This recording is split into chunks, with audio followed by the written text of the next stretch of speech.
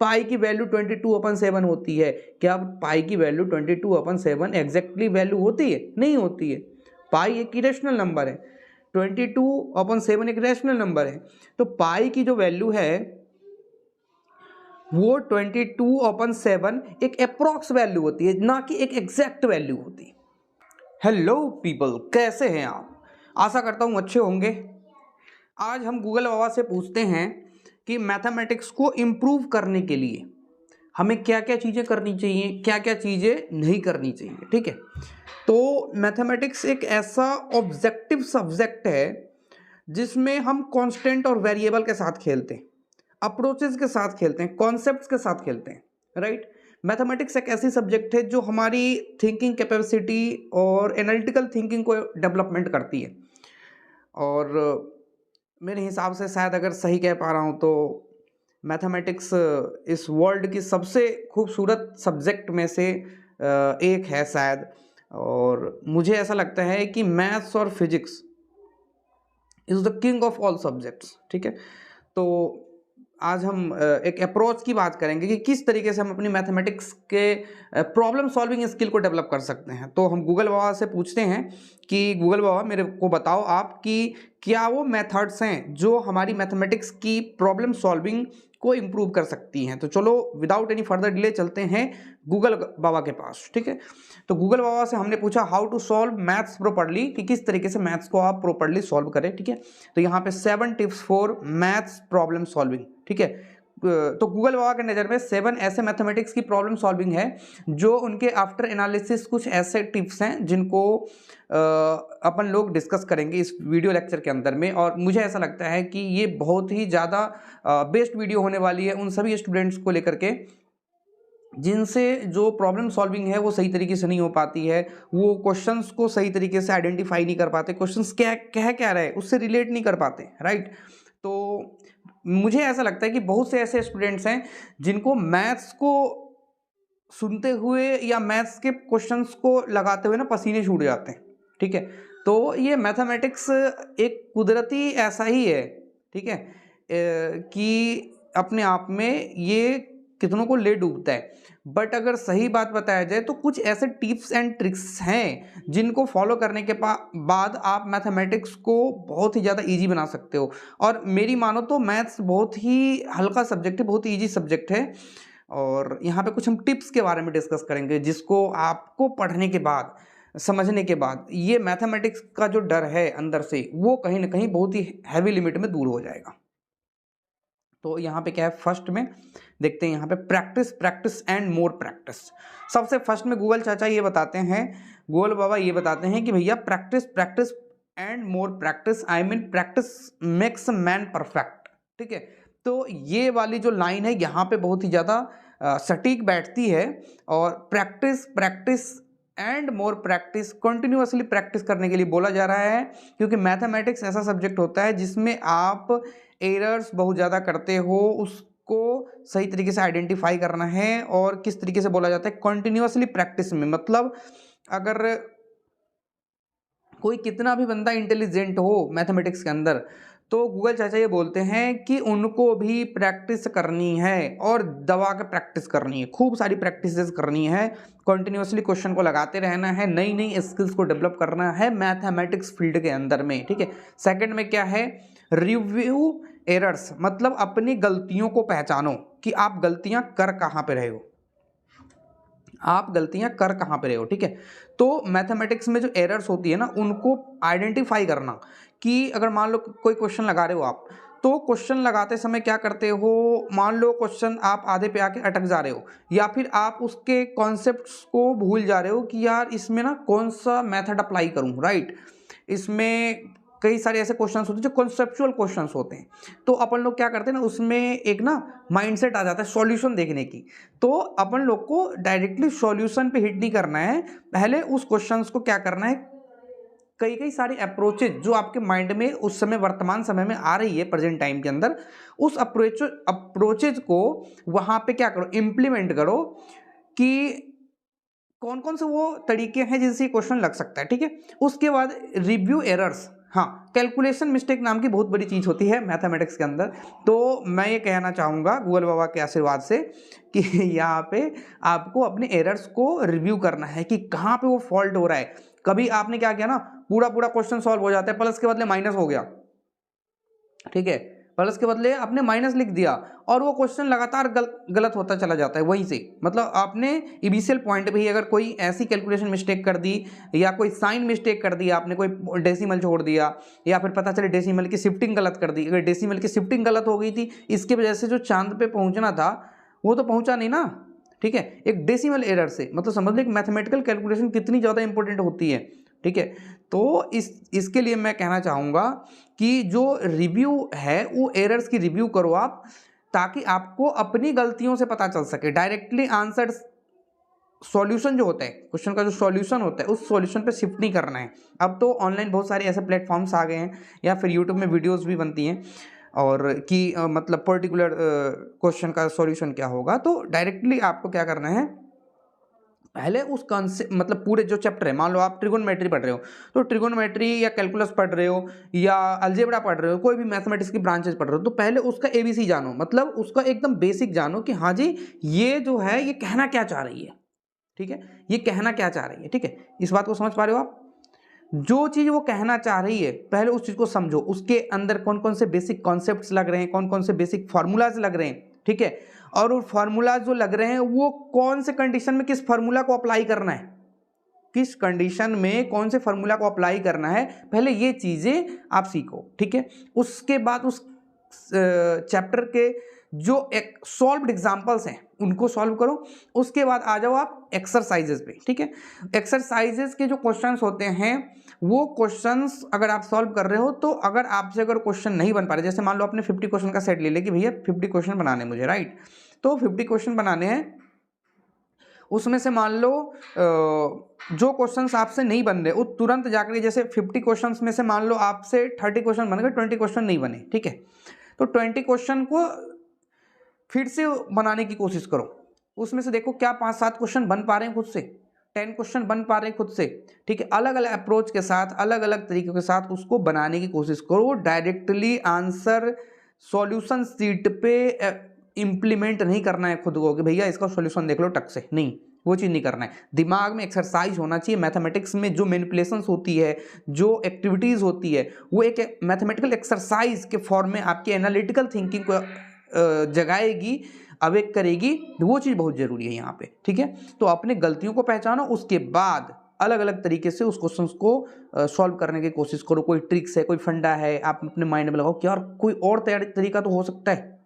एक क्वेश्चन को बनाने के भी कई तरीके होते हैं, तो कई बार अपने माइंड में ये भी अप्रोच लाया जा सकता है कि यार इसके अंदर जो कॉन्सेप्ट यूज हुआ है, क्या कोई अदरवाइज भी कॉन्सेप्ट हो सकता है इस क्वेश्चन को पर्टिकुलरली बनाने का, ठीक है। थर्ड में है क्या, मास्टर द की कॉन्सेप्ट्स। हाँ, मैंने अभी कॉन्सेप्ट बिल्डिंग की बात करी है कि जो उसके फॉर्मूलेज हैं, थ्योरी है, उसके जो बेसिक कॉन्सेप्ट हैं, इंट्रोडक्टिव चीज़ें हैं कि आपका चैप्टर में हर एनसीईआरटी की बुक में या फिर अदरवाइज बुक में भी आती है कि हर टॉपिक, हर ब्रांच का इंट्रोडक्शन क्या हो सकता है। कि कोई आप क्वाड्रेटिक इक्वेशन पढ़ रहे हो तो क्वाड्रेटिक इक्वेशन का इंपॉर्टेंस क्या है, किस तरीके से हम यूज़ करते हैं, जैसे ट्रिगोनोमेट्री है, ठीक है, किस तरीके से एंगल सेट होता है वगैरह वगैरह। तो आप पहले उसके कॉन्सेप्ट्स को पहले रीड करो बढ़िया से, ठीक है। या फिर जो क्लासेस में होती हैं स्कूल्स वगैरह में, वो ऑल ओवर जो वीडियोस आप देखते हो, ऑनलाइन पढ़ते हो या ऑफलाइन पढ़ते हो, जो भी हो, तो उसके पहले कॉन्सेप्ट्स लिखवाए जाते हैं। तो पहले कॉन्सेप्ट्स पे ध्यान दो और कॉन्सेप्ट पे बनने वाले जो एग्जांपल्स होते हैं पहले उसको सॉल्व करो, फिर उसके बाद एक्सरसाइजेस पे अपन लोग को आना है, ठीक है। उसके बाद क्या बोलते हैं, अंडरस्टैंड योर डाउट्स। हाँ, अपने डाउट्स को पहचानो।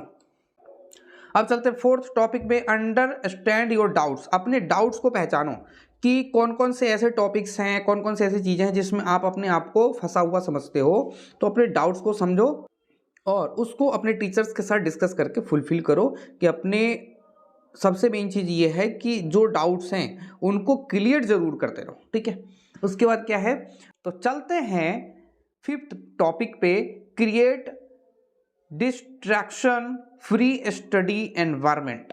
डिस्ट्रैक्शन फ्री एनवायरनमेंट का मतलब ये होता है कि क्या अगर आप मैथमेटिक्स बनाने बैठे हो या पर्टिकुलरली XYZ कोई भी सब्जेक्ट पढ़ने बैठे हो, तो वहाँ पे क्या आपका ध्यान कहीं एकाग्र तो ना हो पा रहा है?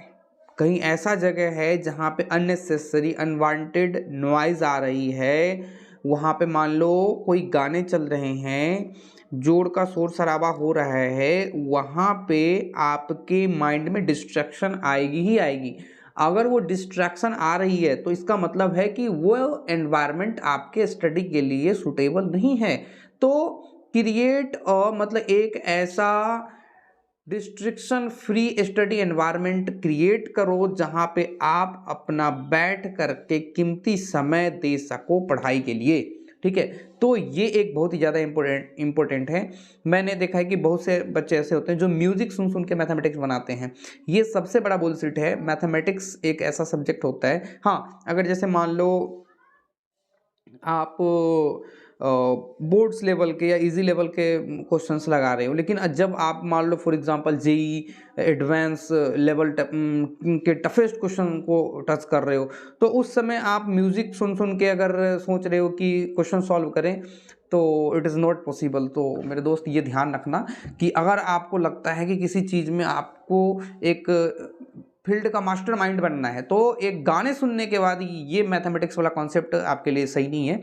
ये चीज़ें एक बच्चे क्लास तक के लिए हो सकता है मेरे हिसाब से, बट ये एक मतलब अच्छा अप्रोच नहीं है। ठीक है, तो अगर आप भी इस तरीके की ज़िंदगी जी रहे हो कि गाने सुन रहे हो, मैथमेटिक्स बना रहे हो, झूम झूम के झूम बराबर झूम शराबी वाला, तो ये चीज़ ठीक नहीं है। ठीक है, तो मैथमेटिक्स ऐसा सब्जेक्ट नहीं है कि आपको मस्ती भी दे दे और गाने की भी मस्ती दे दे। देखो, अगर आप क्वेश्चन की प्रॉब्लम सॉल्विंग करोगे ना तो किताबें आपसे बात करेंगी, ये रियलिटी है। मैं किसी एक पर्टिकुलर सब्जेक्ट मैथमेटिक्स की बात नहीं कर रहा हूँ, किसी अदर सब्जेक्ट की भी बात कर रहा हूँ।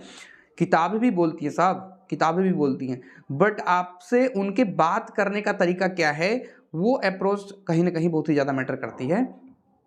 तो आपकी काबिलियत होनी चाहिए बुक से बात करने की, क्वेश्चन से बात करने की, क्वेश्चन वाले चाचा कह रहे हैं, राइटर चाचा कह रहे हैं। ठीक है, तो ये चीज़ ना, ये चीज़ें जब आप उसमें डूबना चाहोगे, उसमें खोना चाहोगे, तब जाके उस अप्रोच को आप निकालोगे कि किताबें कैसे बोलती हैं, क्वेश्चंस क्या बोलता है। ठीक है, तो उसके बाद चलते हैं नेक्स्ट पॉइंट 6 पे, create a growing mathematical dictionary. Create a growing mathematical dictionary. ठीक है, देखो मैथमेटिकल वर्ड में ना, जैसे जब बचपन में आप लोग पढ़ते रहे होगे तो उसमें टीचर्स बताते रहे होंगे कि ये चीज़ हो ना तो ऐड कर देंगे, ठीक है, और एक कोई और चीज़ हो तो माइनस कर देंगे। ठीक है, जब वर्ड प्रॉब्लम आती थी प्लस माइनस मल्टीप्लिकेशन और डिवीजन वाले, कि किसी एक पेंसिल की कीमत जो है वो 5 रुपीज़ है, तो 10 पेंसिल्स की कीमत कितनी होगी, प्राइस कितनी होगी। ठीक है, तो क्या करते थे, मल्टीप्लाई कर देते थे, और ऐसा बोला जाता था कि रोहन के पास 3 मैंगो हैं, सोहन के पास 4 मैंगो हैं, और सुरेश XYZ कुछ भी ले लो, इनके पास 5 मैंगोज हैं। तो क्या करते थे, 3 + 4 + 5 इस तरीके से हम क्या करते थे, उसको ऐड करते थे। ठीक है, तो ये चीज़ अपन लोगों को ध्यान है कि किस तरीके से कब प्लस करते थे, कि राधा के पास 6 मैंगो हैं और उसने सीता को 4 मैंगो दे दी, तो उसकी बताओ उसके पास कितने मैंगो बचे। तो आप क्या करते थे, 6 - 4 = 2। तो टीचर्स लोग बताते थे कि किस तरीके के वर्ड्स अगर रहेंगे ना तो हमें प्लस करना है, किस तरीके से रहेगा तो माइनस करना है। यहाँ पे वो वाली अप्रोच जरूर हमें बिल्ड करनी होगी। टीचर्स भी करवाते हैं, लेकिन आपको जब क्वेश्चन जब आप लगाते हो ना, तो क्वेश्चन कह रहे हैं, अभी मैं जस्ट प्रीवियस बात कर रहा था कि किताबें भी बोलती हैं, क्वेश्चंस भी बोलते हैं कि उसको करना क्या है, उसका क्या करोगे तो वो क्वेश्चन आपका उद्धार कर देगी। ये चीज़ें क्वेश्चंस आपको कहती हैं, लेकिन उस क्वेश्चंस को जो कह रही है उस चीज़ को समझने की आपकी कैपेबिलिटी होनी चाहिए। तो ये चीज़ आपको खुद से पूछना पड़ेगा, क्या हमारे अंदर उतनी क्षमता है कि हम उस क्वेश्चन को समझ सकें, क्या उस बुक को समझ सकें। तो मैथमेटिकल डिक्शनरी ग्रोइंग करना है, ग्रो करना है। ठीक है, और हमें अप्रोचेज लगानी है कि यार ये कॉन्सेप्ट क्या कह रहा है, ये क्वेश्चन क्या कह रहे हैं, किस तरीके से वर्ड प्रॉब्लम के साथ खेला जाता है। उसके बाद चलते हैं 7th में, यहाँ पे apply maths to real world problem. Apply maths to real world problem. ठीक है, real world problem, real world problem, real world problem. ठीक है, अब देखो एक चीज़ है ना, जब कोई आप टॉपिक लेते हो, जब भी कोई चैप्टर लेते हो, ध्यान से सुनना मेरी बात को, जब भी कोई चैप्टर लेते हो उस चैप्टर को एक रियल पॉइंट ऑफ व्यू, मतलब रियल लाइफ के अंदर ना एक एग्जाम्पल माइंड में क्रिएट करना शुरू करो। ठीक है, ये टीचर्स भी आपको बताते हैं और कहीं ना कहीं और भी बहुत सारी एग्जांपल्स आपके माइंड में सेट आनी चाहिए, फिगर बनना चाहिए। ठीक है, एक फिगर बनने की वजह से क्या होता है कि जो एक फिगर बनने से क्या होता है आपके माइंड में ना कॉन्सेप्ट बिल्ड होता है। ठीक है, जैसे मान लो हम ट्रिगोनोमेट्री पढ़ रहे हैं, तो ट्रिगोनोमेट्री पढ़ रहे हैं, उसमें एक हाइट एंड डिस्टेंस नाम का टॉपिक है, तो आपके माइंड में ऐसा क्वेश्चन सा आता है कि मीनार है, मीनार से आप फॉर एग्जांपल मीनार पे कोई चढ़ के फिर नीचे देख रहा है तो वहाँ पे क्या एंगल बन रहा है। ठीक है, और एंगल बन रहा है, फिर उसके बाद एक जगह का डिस्टेंस दे देते, फिर दूसरी जगह का डिस्टेंस या तीसरी जगह डिस्टेंस निकालने के लिए बोल दिया जाता है। या फिर मान लो आप सिनेमा हॉल में बैठे हो, सिनेमा हॉल में बैठे हो तो आपके आइज से लेकर के स्क्रीन तक, जो सिनेमा हॉल का स्क्रीन होता है उसमें XYZ कुछ भी एंगल बनना है, मान लो 45 डिग्री का एंगल बन रहा है। ठीक है, और जो आपके बीच का डिस्टेंस ये है, तो XYZ कुछ भी चीज़ें निकालो। इस तरीके से जो कॉन्सेप्ट्स होती है ना, तो इसको रियल लाइफ में आप ऐड करने की कोशिश करो। जैसे CP है, कॉस्ट प्राइस है, सेलिंग प्राइस है, या फिर मैं बात कर रहा हूँ अगर सिंपल इंटरेस्ट की, कंपाउंड इंटरेस्ट की, तो क्या ये रियल लाइफ से अप्रोच कर रही है? तो हाँ, बिल्कुल कर रही है। तो ऐसे मैथमेटिक्स जो होते हैं इनको ना आप थोड़ा सा रियल वर्ल्ड प्रॉब्लम्स में अप्रोच करने की करो, माइंड में इमेजिनेशन करना है कि किस तरीके से, जैसे अलजेब्रा है, अभी मैं किसी टॉपिक पे बात करने लगूंगा तो बहुत ही लेंथी वीडियो हो जाएगी। तो मैं यही चीज़ कहना चाह रहा हूँ आपको, कोई भी टॉपिक आप पढ़ रहे हो मैथमेटिक्स के अंदर, तो उसके अंदर की जो कॉन्सेप्ट्स हैं उस कॉन्सेप्ट्स को एक रियल लाइफ एग्जाम्पल के फॉर्म में उसको चेंज करने की कोशिश करो। ठीक है, रियल लाइफ एग्जाम्पल में क्या होता है ना, क्वेश्चंस क्या होता है, वो पूरा ऑल ओवर जो टॉपिक है मैथमेटिक्स का, वो ब्रांच जो है वो आपसे बात करने लगेगी कि भाई ये चीज़ें होंगी तो ये चीज़ें हम अप्रोच लगा सकते हैं। ठीक है, तो टफ नहीं लगेगा, सिंपल सी चीज़ है। जो कई बार आप ना एक मूवी देखते हो तो कई बार उसके अंदर की चीज़ें वो ये होती है ना कि आपको कितने कितने सालों तक याद रहती है, लेकिन वही चीज़ मैथमेटिक्स के अंदर हो, साइंस के अंदर हो, तो वो चीज़ें आपको सालों साल तक याद नहीं रहेगी। क्यों? क्योंकि हमने उसको रियल लाइफ के साथ देखा ही नहीं, रियल लाइफ एग्जाम्पल के साथ हमने उसको जोड़ा ही नहीं। ठीक है, कि भैया a+b का whole square a² + b² + 2ab। ठीक है, a+b+c का whole square a² + b² + c² + 2ab + 2bc + 2ca। पर ये हुआ कैसे, ये आया कैसे? सारी बात समझ में। पाई की वैल्यू 22/7 होती है। क्या पाई की वैल्यू 22/7 एग्जैक्टली वैल्यू होती है? नहीं होती है।